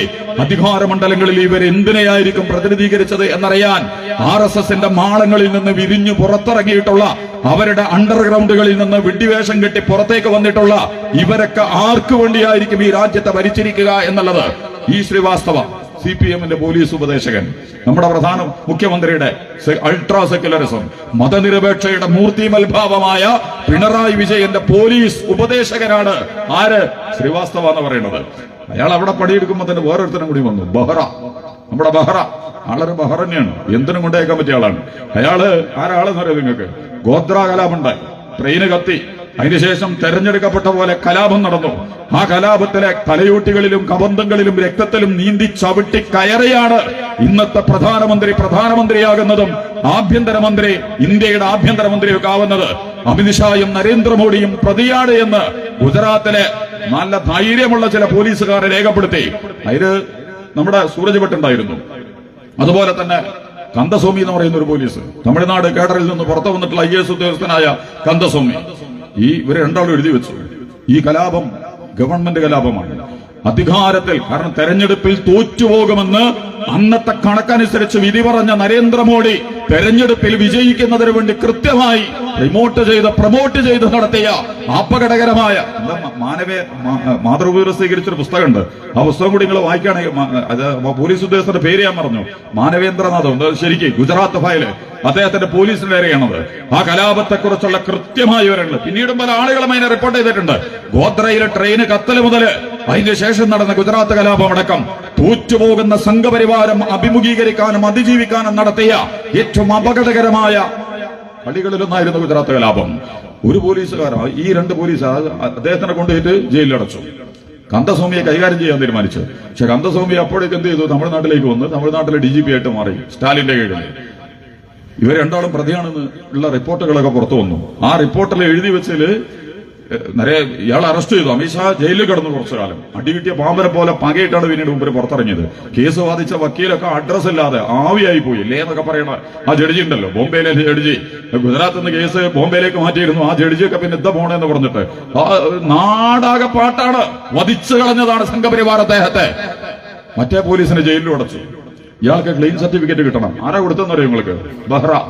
CIA-യുടെയും മൊസാദിന്റെയും ഒക്കെ അകത്തളങ്ങളിൽ പോയി ഇസ്ലാമിക് ഫോബിക് അന്തരീക്ഷങ്ങളിൽ നിന്ന് ഇന്ത്യയിൽ അത് വിറ്റഴിക്കേണ്ടതിന്റെ പോലീസ് സംവിധാനങ്ങളെ കുറിച്ച് കൃത്യമായി പഠിച്ചിട്ടുള്ള ബഹ്റ അവിടെ വന്നിട്ട് എഴുതി വെച്ചു. പുണ്യാളനാണ് അമിത്ഷാ, മാനുഷികനാണ്, മാനവവാദിയാണ് നരേന്ദ്രമോദി. കലാപോ, കൊലപാതകോ, വർഗീയത, സാമുദായികത, അങ്ങനെയൊന്നും ഒരു പ്രശ്നം അവർക്കില്ല എന്ന് എഴുതി വെച്ച് ക്ലീൻ ഷീറ്റ് നൽകിയ ഈ ബഹ്റ പിന്നെ പൊന്തിയത് എവിടെയാണെന്നറിയോ നിങ്ങള്? കേരളത്തിൽ. അദ്ദേഹം വന്നത് മുതൽ ഈ നിമിഷം വരെ കേരളത്തിന്റെ പോലീസ് അകത്തളങ്ങളിൽ നടന്നുകൊണ്ടിരിക്കുന്ന RSSന്റെ അപകടകരമായ അണ്ടർഗ്രൗണ്ട് വർക്കുകൾ മുത്തെണ്ണി പറയാനും നമ്മുടെ മുമ്പിൽ നേരല്ല. അതും കഴിഞ്ഞ് ഇപ്പൊണ്ടൊരു അജിത് കുമാർ, അയാൾ എന്താ നമ്മുടെ DGP ആക്കാൻ തീരുമാനിച്ചത്? DGP സ്ഥാനത്തെ ADGP അജിത് കുമാർ പൂരം കലക്കി, വളരെ മനോഹരമായിട്ട് ഗേറ്റ് ഓഫ് ആക്കി. ആനകളൊക്കെ പാപ്പാന്മാരോടൊക്കെ വെഞ്ചാമരൊക്കെ താഴെ വെക്കാൻ പറഞ്ഞ് എല്ലാവരോടും പിരിഞ്ഞു പോകാൻ പറഞ്ഞ് ഏതോ ഒരുത്തം അപ്പം വിളിച്ചു ഇനി പൂരം അവസാനിപ്പിച്ചിരിക്കുന്നു. ഒക്കെ സംഘപരിവാർ റിമോട്ടയുടെ വർത്തമാനങ്ങളാണ്. അതും അദ്ദേഹം പ്രഖ്യാപിച്ചു. അവിടെ പുഷ്പവിമാനത്തിൽ ഇറങ്ങണത് പോലെ ആംബുലൻസിൽ വന്നിട്ട് സുരേഷ് ഗോപി ഇതാ കൃത്യമായിട്ട് മന്ത്രിക്ക് പോകാൻ പറ്റണില്ല, ഉദ്യോഗസ്ഥന്മാർക്ക് പോകാൻ പറ്റണില്ല. പക്ഷെ സംഘപരിവാരത്തിന്റെ സ്ഥാനാർത്ഥി വളരെ ആഴത്തിൽ അവിടെ വന്നിട്ട് ഇറങ്ങുകയാണ്. പിറ്റേ ദിവസം അവിടെ സ്ക്വാഡ് ഹിന്ദു സനാതന സംസ്കാരത്തെ നശിപ്പിക്കുന്ന ഗവൺമെന്റുകൾക്കെതിരെ ഭയങ്കരമായ സ്ക്വാഡ് വർക്ക് ഒക്കെ നടത്തി. ഈ DGP അജിത് കുമാർ ആരുടെ പോലീസാ? PV അൻവർ പറഞ്ഞു, ആനി രാജ പറഞ്ഞു. കേരളത്തിലെ ഇടതുപക്ഷത്തിന്റെ അകത്തളങ്ങളിൽ ഇപ്പൊ പിന്നെ ഈ നമ്മൾ നേരത്തെ പറഞ്ഞ പോലെ ആകെ ഒരു പ്രധാനമന്ത്രി നമുക്കൊക്കെ അറിയുള്ളൂ, പിന്നെ ഒരു അമിത്ഷായും വേറെ ആരെയും അറിയില്ല. കേരളത്തിലെ ഏതെങ്കിലും മന്ത്രി നിങ്ങൾക്ക് വേറെ അറിയോ? പിണറായി വിജയൻ അല്ലാതെ, മുഖ്യമന്ത്രി അല്ലാതെ വേറെ ഏതെങ്കിലും മന്ത്രിയെ ഏകപക്ഷീയമായ സർവാധിപത്യ, സമഗ്രാധിപത്യ, ഏകാധിപത്യ സ്വഭാവത്തിൽ കേരളത്തിലെ ജനകീയ സംവിധാനം ഏതെങ്കിലും ഒരു മന്ത്രിയെ പ്രത്യേകമായിട്ട് എടുത്തു പറയാൻ പറ്റുന്ന, ഭാവി കാലത്തിന് പ്രൊമോട്ട് ചെയ്യാൻ പറ്റുന്ന, CPM-ന്റെ വലിയ ഒരു സാരഥിയായിട്ട് വരാൻ സാധ്യതയുള്ള ഒരു മന്ത്രിമാരുടെ പേര് പോലും മലയാളിക്ക് ഇപ്പോൾ അറിയില്ല, ഉത്തരേന്ത്യയിൽ അറിയില്ല എന്ന് പറഞ്ഞതുപോലെ തന്നെ ഏകപക്ഷീയമായി PV അൻവർ പറഞ്ഞു കേരളത്തെ നിയന്ത്രിക്കുന്നത് ഒന്ന് ADGP-യാണ്, അജിത് കുമാറാണ്, രണ്ടാമത്തത് പൊളിറ്റിക്കൽ സെക്രട്ടറി ശശിയാണ്, മൂന്നാമത്തത് കേരളത്തിന്റെ പ്രൈം മിനിസ്റ്ററാണ്. ഇവരെ മൂന്നാളും കൂടിയ ഒരു ജനാധിപത്യമല്ല, ഒരു കൂട്ടുചർച്ചകളുമില്ല, വിധേയന്മാരായി എല്ലാം കേട്ട് അവസാനത്തെ വാക്ക് ഒരു വിമർശനം പോലും പറയാൻ കഴിയാത്തവണ്ണം നിസ്സഹായരായി നിൽക്കുകയാണ് ഇടതുപക്ഷത്തിന്റെ LDF-ന്റെ മുന്നണിയിലെ നല്ലൊരു ശതമാനം സംവിധാനങ്ങളും CPM-ലെ നേതാക്കന്മാരെന്ന് പറഞ്ഞിട്ട് ഇവർ കൃത്യമായിട്ട് രേഖപ്പെടുത്തുക. എന്നിട്ട് ഇക്കണ്ട പണികളൊക്കെ നടത്തിയ RSS കേരളത്തിൽ വളരെ അപകടകരമായ കളി കളിച്ചുകൊണ്ടിരിക്കുമ്പോൾ ഒരു പണിയില്ല അതിനെതിരെ. ഒരു നീക്കങ്ങളുമില്ല. ഗുജറാത്ത് കഴിഞ്ഞാൽ ഏറ്റവും കൂടുതൽ സംഘപരിവാരത്തിന്റെ വളരെ സുഗമമായി തമാശക്കാളൊക്കെ പറയുന്നുണ്ട്. ഇവിടെ തന്നെ ബിജെപിന്റെ ഗവൺമെന്റ് CPM-ന്റെ പോലീസ് എന്ന് പറഞ്ഞ RSSന്റെ പോലീസാണ്. അതിന്റെ മൊത്തം ഓപ്പറേഷനുകൾ നിങ്ങൾ എന്തെടുത്ത് പരിശോധിച്ച് നോക്കും. ഞാൻ അവസാനിപ്പിക്കുകയാണ്. ഞാൻ പറയുന്നത് ജമാഅത്തെ ഇസ്ലാമിയെ നാട്ടക്കുറിയാക്കി വെച്ച് നിർത്തി ഈ കളി. നിങ്ങൾക്കിത് കളിച്ചിട്ട് ലാഭം കിട്ടുകയാണെങ്കിൽ നമുക്ക് പ്രശ്നമൊന്നുമില്ല. എന്നാലും കേരളത്തിന് വലിയ സുഖം ഉണ്ടാവുമായിരുന്നു. കാരണം എന്താണെന്ന് വെച്ചാൽ നിങ്ങളെ കളറ് ഈ ചുവപ്പ് നരച്ചാൽ കാവ്യാവും എന്നാണ് നമ്മൾ പറയണത്. അല്ല പച്ചയാവൂല, ത്രിവർണ്ണാവൂല, വേറെ ഏതെങ്കിലും കളറിലേക്കൊന്നും ആവില്ല. ചുവപ്പ് നരച്ചു കഴിഞ്ഞാൽ പിന്നെ കാവ്യമായിട്ട് മാറുള്ളൂ. വളരെ പെട്ടെന്ന് മാറി മറിഞ്ഞ് അതിന്റെ അപ്പുറത്തേക്ക് അത് സഞ്ചരിക്കും. അത് നമ്മൾ കണ്ടുകൊണ്ടിരിക്കുകയാണ്. കേരളത്തിലെ സംഘപരിവാരത്തിലേക്ക് ഏറ്റവും കൂടുതൽ റിക്രൂട്ട്മെന്റ്, അതും വലിയ അത്ഭുതമാണ്. CPM-നെ പോലത്തെ ഒരു മതനിരപേക്ഷ പ്രസ്ഥാനത്തിന്റെ അകത്തളങ്ങളിൽ നിന്ന് അതിന്റെ അനുയായികൾ സോഷ്യലിസവും ജനാധിപത്യവും സെക്യുലറിസവും ഒക്കെ തെരഞ്ഞിട്ട് സംഘപരിവാരത്തിലേക്ക് കൂടുവിട്ട് അണവട്ടിയതുപോലെ ഒഴുകുന്ന കാഴ്ചകൾ നമ്മൾ കണ്ടുകൊണ്ടിരിക്കുകയാണ്. ഇതൊന്നും ഒരു വിശകലനമല്ല. തൃപ്പൂണിത്തറയെന്ന് അവർ പറഞ്ഞു. കാസയും അതുപോലെ തന്നെ RSS-ഉം തൃപ്പൂണിത്തറയിൽ നടത്തിക്കൊണ്ടിരിക്കുന്നത്. കാസയെ കുറിച്ചൊക്കെ വല്ലതും പറയുന്നുണ്ട്. ജമാഅത്തെ ഇസ്ലാമിയെ കുറിച്ച് പറയുന്ന പോലെ BDJs-നെ കുറിച്ച് പറയുന്നത് കേട്ടിരിക്കുന്നത് നിങ്ങൾ എവിടെയെങ്കിലും? സംഘപരിവാരത്തിന്റെയും അതുപോലെ തന്നെ മറ്റ് സംവിധാനങ്ങളുടെയും ഇടഞ്ഞു നുടഞ്ഞു കയറിയ ഒരു സംഘത്തെക്കുറിച്ചും ജമാഅത്തെ ഇസ്ലാമിയെ കുറിച്ച് പറയുന്നത് പോലെ എവിടെ ഒരു വർത്തമാനം ഇവർ പറയുന്നത് നമുക്ക് കേൾക്കാൻ പറ്റില്ല. ഞാൻ അവസാനിപ്പിക്കുകയാണ്. എനിക്ക് പറയാനുള്ളത് ഇതൊക്കെ പറഞ്ഞുകൊണ്ട് ഞാൻ ജമാഅത്തെ ഇസ്ലാമിക്ക് എന്തോ ഭയങ്കര പ്രശ്നങ്ങളുണ്ട്. ജമാഅത്തെ ഇസ്ലാമി വളരെ മനോഹരമായിട്ട് മുന്നോട്ട് പോകും. ഞാൻ ഓതി വെച്ച ആയത്തിന്റെ അർത്ഥം കൂടി പറഞ്ഞ് അവസാനിപ്പിക്കുകയാണ്. പറഞ്ഞല്ലോ റബ്ബുൽ എന്താണ് നിങ്ങള് നിങ്ങൾ അള്ളാഹിനെ കുറിച്ച് ചിന്തിച്ചോ? അള്ളാഹുവിനെ കുറിച്ച്, ദൈവത്തെ കുറിച്ച് നിങ്ങൾ ധാരാളമായിട്ട് ആലോചിക്കുക. ആ ദിക്ർ എന്നുള്ള അറബിയിലെ കുറെ പ്രയോഗങ്ങളുണ്ട്. പ്രഖ്യാപിക്കുക, അനുസ്മരിക്കുക, വീണ്ടും വീണ്ടും ചിന്തിച്ചുകൊണ്ടിരിക്കുക, പറഞ്ഞുകൊണ്ടിരിക്കുക. അള്ളാഹിനെ കുറിച്ചാണ് പറയേണ്ടത്. ഈ ഭൗതിക ദർശനങ്ങളും അതിന്റെ പ്രയോഗങ്ങളും അതിന്റെ കരിസ്മാറ്റിക് സ്വഭാവമുള്ള വ്യക്തിത്വങ്ങളെയൊക്കെ വിശകലനം ചെയ്ത് കാര്യങ്ങളെ പറയുന്നതിന് പകരം അള്ളാഹുവിനെ കുറിച്ച് നിങ്ങൾ പറയുക. കാര്യങ്ങൾ നിങ്ങൾ അള്ളാഹുവിനെ ഏൽപ്പിച്ചു കൊടുക്കുക. കള്ളത്തരവും കാപട്യവും കുതന്ത്രവും അതുപോലെ തന്നെ എല്ലാ കുലുസിത പ്രവർത്തനങ്ങളും നടത്തിക്കൊണ്ടിരിക്കുന്ന ഇത്തരം സംവിധാനങ്ങൾക്കെതിരെ അതേ രീതിയിൽ നിങ്ങൾ എന്തെങ്കിലും പ്രയോഗിക്കുന്നതിന് പകരം നിങ്ങളെ വിഷയങ്ങൾ അള്ളാഹിനോട് പറയും. നമുക്ക് അള്ളാഹിനോട് തന്നെയാണ് പറയാനുള്ളത്. എന്നിട്ട് അള്ളാഹ് ഒന്നുകൂടിയും പറയുന്നുണ്ട്, റബ്ബുൽ മശ്രിഖി വൽ മഗ്രിബ്. ഈ മാറഞ്ചേരിന്റെ എരമംഗലത്തിന്റെ പഞ്ചായത്ത് പ്രസിഡന്റൊന്നുമല്ല, വാർഡ് കമ്മിറ്റി മെമ്പറൊന്നുമല്ല, മലപ്പുറം ജില്ലയുടെ കലക്ടറൊന്നുമല്ല, കേരളത്തിന്റെ മുഖ്യമന്ത്രിയല്ല, ഇന്ത്യയുടെ പ്രധാനമന്ത്രിയല്ല, യാദവ് യുണൈറ്റഡ് നേഷന്റെ ചെയർമാൻ, അമേരിക്കൻ പ്രസിഡന്റ് ഒന്നുമല്ല. അള്ളാഹ് റബ്ബുൽ മശ്രിഖി വൽ മഗ്രിബ്. ടൈമും സ്പേസും ഒക്കെ അപ്രസക്തമാകുന്ന, സ്ഥലവും കാലവും ഒന്നും നിർണയിക്കാൻ കഴിയാത്ത ഈ മഹാപ്രപഞ്ചങ്ങളെ മുഴുവൻ നിയന്ത്രിച്ചുകൊണ്ടിരിക്കുന്ന റബ്ബിലേക്ക്, കിഴക്കിന്റെയും പടിഞ്ഞാറിന്റെയും നാഥനിലേക്ക്, റബ്ബുൽ മശ്രിഖി വൽ മഗ്രിബ്. ലാ ഇലാഹ ഇല്ലാ ഹുവ. അവനല്ലാതെ ഒരു അവലംബമില്ല, അവനല്ലാതെ ഒരു അത്താണിയില്ല, അവനല്ലാതെ ഒന്നിനെയും നിങ്ങൾ വകവെക്കേണ്ടതില്ല. വത്തഖിദ്ഹു വകീല. നിങ്ങൾ പ്രശ്നങ്ങളിൽ സംരക്ഷണവും സുരക്ഷിതത്വവും കവചവുമായിട്ട് നിങ്ങൾ അള്ളാഹുവിനെ സ്വീകരിക്കുക. ഞാനിത് പറയണതാണോ? അതുകൊണ്ട് CPM ഈ കളിയിൽ തോൽക്കും. ജമാഅത്തെ ഇസ്ലാമിയെ മുന്നിൽ വെച്ചിട്ടാണ് നിങ്ങൾ പോരാട്ട നാടകങ്ങൾ നടത്താൻ തീരുമാനിച്ചിട്ടുള്ളതെങ്കിൽ അതിജീവികരണത്തിലും അഭിമുഖീകരണത്തിലും കോൺഗ്രസ് ക്ഷയിച്ചതിനേക്കാൾ വളരെ പെട്ടെന്ന് കോൺഗ്രസ് ഇപ്പോ വീണ്ടും ആരോഗ്യം വീണ്ടെടുക്കാനുള്ള ശ്രമങ്ങൾ, EVM മെഷീൻ ഇല്ലെങ്കിൽ എന്താണ് നമ്മുടെ രാജസ്ഥാനും മധ്യപ്രദേശും ഹരിയാനയും ഒക്കെ കോൺഗ്രസിന് കിട്ടും. ഉത്തർപ്രദേശ് അടക്കം കോൺഗ്രസിന് കിട്ടാൻ സാധ്യതയുണ്ട്. പക്ഷേ മെഷീനും അതുമായി ബന്ധപ്പെട്ട അനുബന്ധ സംഘപരിവാർ സംവിധാനങ്ങളും ഒക്കെ കൂടിയിട്ട് CPM-ന്റെ പ്രശ്നം അങ്ങനെ നിൽക്കുന്നതല്ല. ബംഗാളും ത്രിപുരയും മുതൽ മഹാരാഷ്ട്ര മുതൽ ബംഗാൾ വരെയുള്ള ഭാഗങ്ങളിൽ നിന്ന് എങ്ങനെയാണോ ഇത് അപ്രസക്തമാക്കപ്പെട്ടത്, വളരെ അപകടകരമായ വേഗതയിൽ CPM-ന്റെ പോലത്തെ ഒരു മതനിരപേക്ഷ പ്രസ്ഥാനം പടിയടച്ച് പിണ്ടം വെക്കപ്പെടാതിരിക്കണമെങ്കിൽ എന്ത് ചെയ്യണം? സത്യസന്ധമായ സമീപനങ്ങൾ സ്വീകരിക്കണം, നീതിപൂർവകമായ നിലപാടുകൾ സ്വീകരിക്കണം.